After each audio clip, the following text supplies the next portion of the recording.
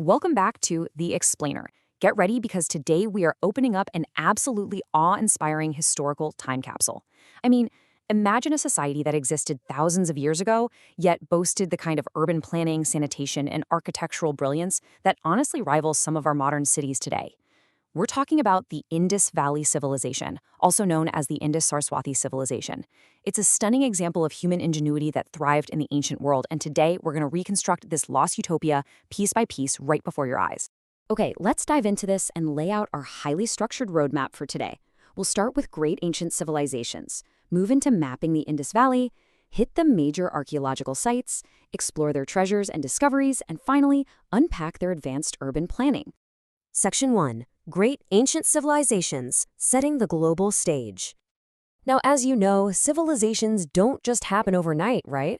They naturally evolve from early agriculture to surplus production and eventually to those bustling urban centers anchored around mighty rivers. Usually, four major ancient river civilizations come to mind: Mesopotamia, Egypt, China, and the Indus-Saraswati Civilization. And what makes this one so incredibly special is that it wasn't just the first urban revolution of the Indian subcontinent, it was by far the largest Bronze Age civilization of them all. While Mesopotamia might actually be the oldest, the Indus Valley absolutely dwarfed the others in sheer landmass. Section 2. Mapping the Indus Valley, defining the scale of a Bronze Age giant.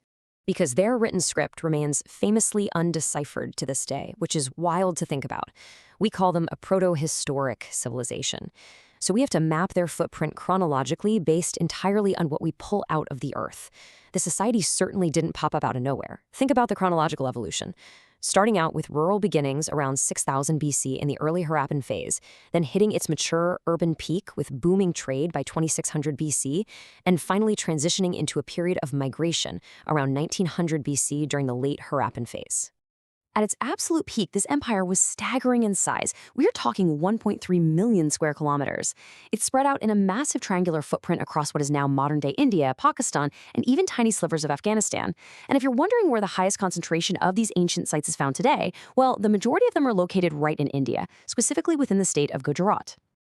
Let's move to the borders and see how this builds geographically. Just to give you a real sense of these extreme limits, up in the north, the civilization stretched all the way to Manda in Jammu along the Chenab River.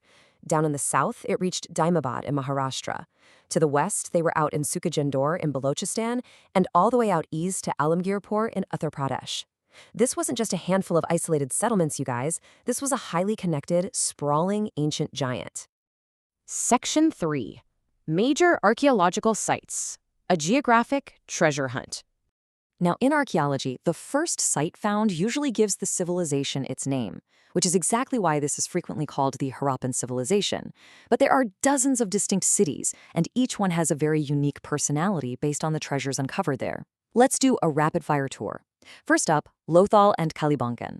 Lothal was the commercial hub, an ancient port featuring a massive engineered dockyard connected to the ocean, complete with dedicated bead-making factories. Then we have Kalibangan, which literally translates to black bangles. This site gave us evidence of early mixed crop agriculture in a plowed field. Interestingly, they primarily used unbaked, sun-dried bricks and even had wooden street drains, suggesting a slightly different economic setup compared to other cities. Next, we meet the rule breakers. Dholavira is India's first Indus Valley site to make the UNESCO World Heritage List, and for very good reason. They were the ultimate water masters, famed for incredible rock-cut reservoirs designed to conserve water in a pretty harsh environment. And then there's Mohenjo-daro.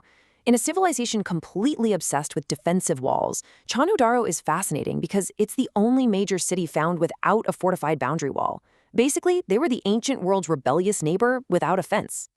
And the crazy thing is, the discoveries haven't stopped. Recently in Sonali, Uttar Pradesh, excavations revealed an extensive cemetery and, surprisingly, 3 physical chariots. It's a thrilling find that is currently fueling a lot of ongoing research and sparking new debates regarding the historical timelines of the Aryan and Vedic periods in India. As an explainer, we simply impartially report on the data, and the data here is clear. History is continually being rewritten as we pull new, astonishing artifacts from the earth. Section 4. Treasures and Discoveries, Unearthing Artifacts of a Lost World. Shifting from the macro scale of these giant cities to the micro-level artifacts, the items they left behind give us an incredibly intimate look into their daily and religious lives. One of the most famous discoveries comes from Mohenjo-daro, which translates to Mound of the Dead. Here, archaeologists found the Great Bath. Let me tell you, this is an absolute wonder of the ancient world. It's a magnificent, perfectly waterproofed baked brick structure. Historians strongly believe it wasn't just for casual swimming, but was highly likely used for ritual bathing and religious activities. Now, what's really interesting about this is the sophisticated artistry found in Mohenjo-daro. Take the bronze dancing girl. She stands confidently in what is known as the Tribanga posture, showing they had completely mastered complex bronze casting. And then there's the stone priest king, carved from steatite. Look at the incredibly detailed trefoil pattern carved right into his shawl. This level of detail tells us they highly valued art, textiles, and clear social hierarchy. The artifacts also reveal a profound connection to nature and agriculture. The famous Pashupati seal shows a seated yogi figure surrounded by wild animals, hinting at early forms of modern religious iconography. But beyond religion, consider the massive 12-room granaries found in Harappa or the terracotta toy plows found in Banwali. These are absolutely vital. Why? Because surplus agriculture stored in those exact granaries is the exact reason this society could afford to build such advanced cities in the first place. Oh, and we can't forget the horse bones found in Surkotada, a highly unusual and debated find, since horses were generally unknown to the standard Indus Valley culture. Section 5. Advanced Urban Planning, the crown jewel of the Indus Valley. We are reaching the climax of the explainer here. And this brilliantly illustrates their true crown jewel, the architectural foresight that literally shocked the modern world when it was first excavated. Almost every single major city they built was strictly divided into two distinct zones. On the west, you had the citadel, or upper town. It was built on an artificially raised platform, was smaller, highly fortified, and housed the elite administrators. To the east was the lower town. This was much larger, housed the general public, and was also usually fortified with massive walls. The one major exception we mentioned earlier? Dholavira. That city was actually divided into 3 distinct zones. But it's what was inside those walls that is truly astonishing. Let's walk through this together. Step 1.